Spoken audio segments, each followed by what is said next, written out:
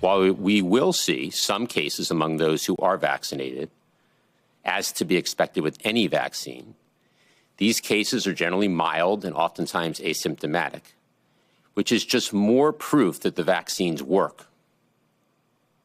In fact, unvaccinated individuals account for virtually all, 97%, of the COVID hospitalizations and deaths in the U.S. The threat is now predominantly only to the unvaccinated. Numbers don't lie. The White House confirming unvaccinated Americans make up nearly all of COVID hospitalizations and deaths in this country.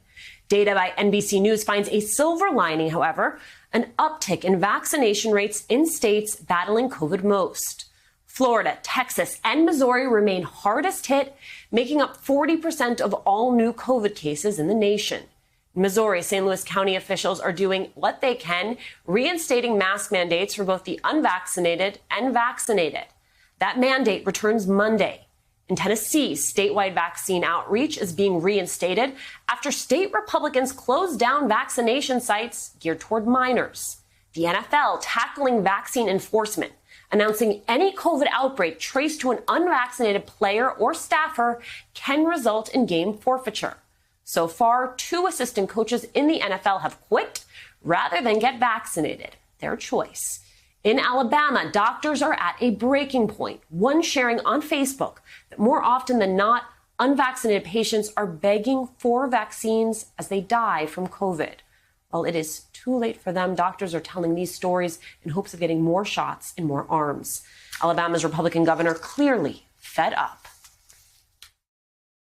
What is it going to take to get people to get shots in arms? I don't know. You tell me. Folks supposed to have common sense. But it's time to start blaming the unvaccinated folks, not the regular folks. It's the unvaccinated folks that are letting us down. And that statement from Alabama's governor brings me to my next guest, Ekemini Uwan, who argues in The Atlantic that America is missing a chance to remake and reimagine our society, writing, quote, "The pandemic laid bare the speed at which societal change can occur when the threat is big enough.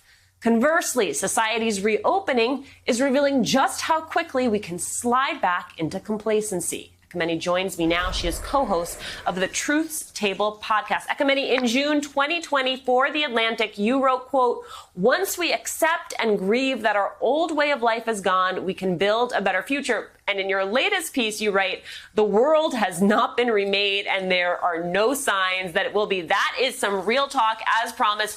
How did you imagine we'd be different today? And how have you arrived at the realization that we are just not there? Well, Alicia, thank you for having me. I don't take any pleasure in being able to be right about these things. I don't want to be right. I'm hoping to prove myself wrong. But it just became clear to me in a lot of different segments in our society where it just seems like there is this denialism or this desire to really get back to normal, right? So even with the CDC lifting the guidance for masks and backing off of that guidance from workplaces saying, okay, you all can come back into work. We were just seeing these changes, rapid changes. It seemed overnight almost once we had the vaccines, which is a good thing. But it just seemed to me, very clear to me that, okay, things are not exactly changing in the ways that we could. And we know that when there's a crisis, there's an opportunity for big wholesale change if we have the courage to do that. And we just hadn't seen that. There were promises, there were some, or even campaign trail promises from President Biden, who, yes, has only been in office for a little over 6 months, but one of those things was about canceling student loan debt. Well, I'm in the number of those who have student loan debt, and that has not happened yet. And so there's just some big things that can actually happen quickly that just haven't taken place yet. Doesn't mean that they won't, but we are missing that opportunity.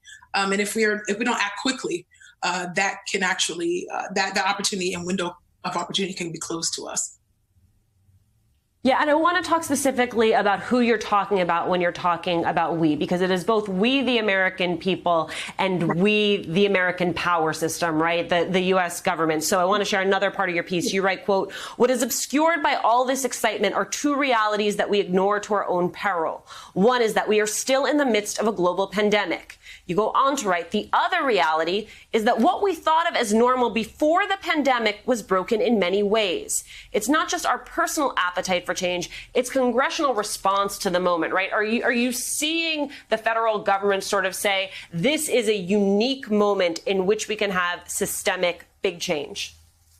Yeah, initially when at the onset of the pandemic, there was a lot of that talk about, okay, this is the time, for us to seize upon this opportunity to make changes on behalf of the American people. We saw this with even the additional payments that were given for unemployment, as people were losing their jobs at rapid rates. And that was something that was really good initially for people. And then now we see, even now, as the pandemic continues to rage on, especially with the Delta variant beginning to really take hold here in America, and we're seeing that unemployment in some states is being cut off early. That's one pretty salient example. I know that the Biden administration has passed legislation for child tax credits, which is great. But what about people that do not have children? Right? What about people that are still struggling, even though they are single, they do not have children?